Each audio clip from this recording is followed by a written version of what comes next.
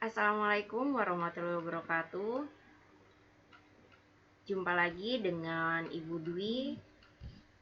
Anak-anak kelas 9, pembelajaran sebelumnya kita membahas mengolah hasil peternakan dan perikanan menjadi makanan. Kali ini kita akan membahas membuat bahan pangan hasil peternakan dan perikanan menjadi produk pangan setengah jadi. Apa itu produk pangan setengah jadi? Makanan setengah jadi adalah produk makanan yang diolah menjadi makanan setengah siap saji. Tujuannya meningkatkan kualitas dan memperpanjang masa simpan bahan pangan tersebut. Bahan pangan hasil peternakan setengah jadi merupakan bahan makanan yang berasal dari hewan atau produk olahan hewan ternak. Contohnya di sini bisa kalian lihat di gambar, yaitu ada sosis ayam. Selain sosis ayam juga ada sosis sapi.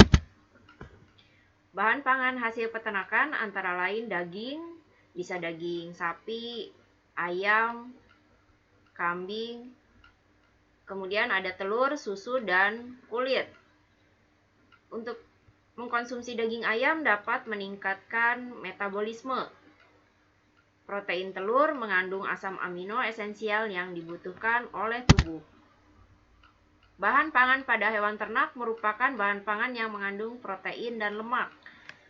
Bisa kalian lihat di gambar contoh bahan pangan yang mengandung protein dan lemak, yaitu bakso ayam mengandung protein dan lemak. Proses pengolahan bahan pangan setengah jadi dari hasil peternakan. Yang pertama di sini gambarnya ada chicken nugget.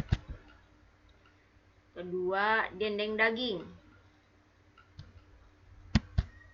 Yang ketiga, kalian pasti sudah pernah makan semua, yaitu bakso. Keempat, kornet daging ayam. Yang kelima, sosis daging atau sosis daging ayam. Bahan pangan perikanan antara lain ikan, udang, cumi-cumi, rumput laut, dan lain-lain. Ikan memiliki 18-30% kandungan protein dan 70-80% air.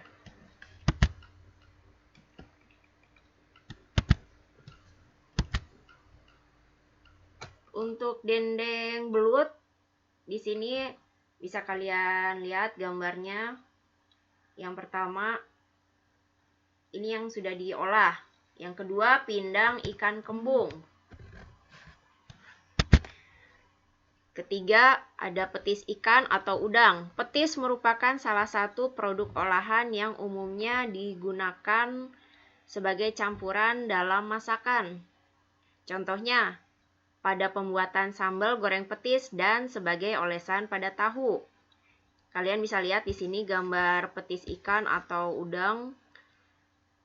Teksturnya seperti margarin dan agak lebih padat. Pengolahan bandeng presto menggunakan tekanan tinggi sehingga durinya menjadi lunak. Di sini contoh gambar dari bandeng presto.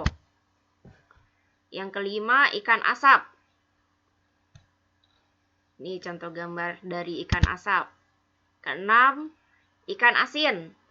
Ikan asin diproses dengan cara pengeringan ikan. Tujuannya mengurangi kadar air dalam daging ikan sampai batas tertentu sehingga perkembangan mikroorganisme akan terhambat. Yang ketujuh, ikan kaleng. Ikan yang dimasukkan ke dalam kaleng. Yang pertama, di sini tahapannya yaitu tahapan pengalengan ikan. Yang pertama, persiapan wadah. Yang kedua, pengisian wadah. Ketiga, exhausting. Keempat, penutupan wadah. Kelima, sterilisasi. Keenam, pendinginan. Ketujuh, pemberian label. Dan terakhir, penyimpanan. kerupuk ikan. Ini contoh dari kerupuk ikan. 9. Stik ikan.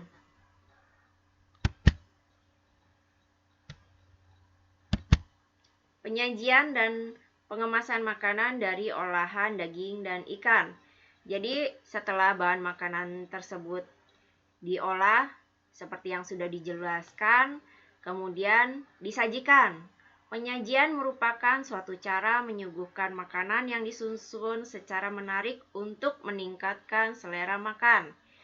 Contohnya kalian perhatikan gambar ini, ada sosis, penyajian makanan dari olahan daging. Sosisnya setelah direbus atau dikukus tidak digeletakkan begitu saja, tapi ditata sedemikian rupa, kemudian diberi garnish berupa daun seledri atau peterseli. Fungsi penyajian makanan yang pertama yaitu memberi keindahan pada menu makanan yang disajikan. Kedua, menambah selera makan. Ketiga, menghormati tamu. Pengemasan. Jika tidak disajikan, tentu makanan tersebut dikemas. Pilihan keduanya, pengemasan merupakan sistem yang terkoordinasi untuk mempersiapkan barang untuk didistribusikan, dijual, disimpan, dan dipakai.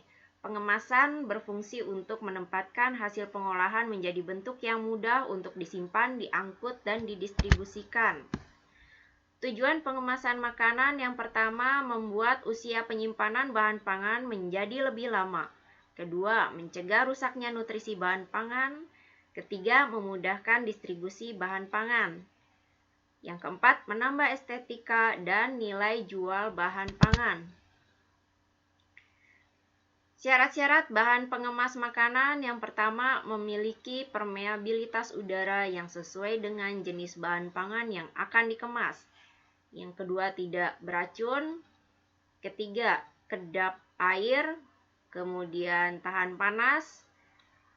Kelima, mudah dikerjakan secara maksimal. Dan yang terakhir, tentunya harga relatif lebih murah.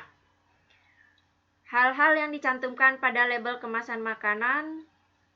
Yang pertama, tentu saja nama makanan atau merek dagang. Kedua, komposisi. Ketiga, neto atau berat bersih. Keempat, nama dan alamat perusahaan yang memproduksi atau mengedarkan. Kelima, nomor pendaftaran. Keenam, kode produksi, tanggal kadaluarsa, dan label halal. Sekian materi kali ini. Untuk tugasnya, kerjakan uji pemahaman. Kenapa uji pemahaman? Karena tidak semua materi dapat semua dijelaskan. Kali ini kalian supaya lebih paham, kerjakan LKS halaman 58 sampai 59. Tulis pilihan ganda, contohnya nomor 1 jawabannya A, nomor 2 B, dan seterusnya. Tulis di kertas, kemudian difoto, dikirim ke Pak Rizal. Demikian juga dengan esainya, kalian tulis jawabannya saja di kertas, difoto, kirim juga ke Pak Rizal. Tugas dikumpulkan paling lambat hari Sabtu 8 Agustus 2020.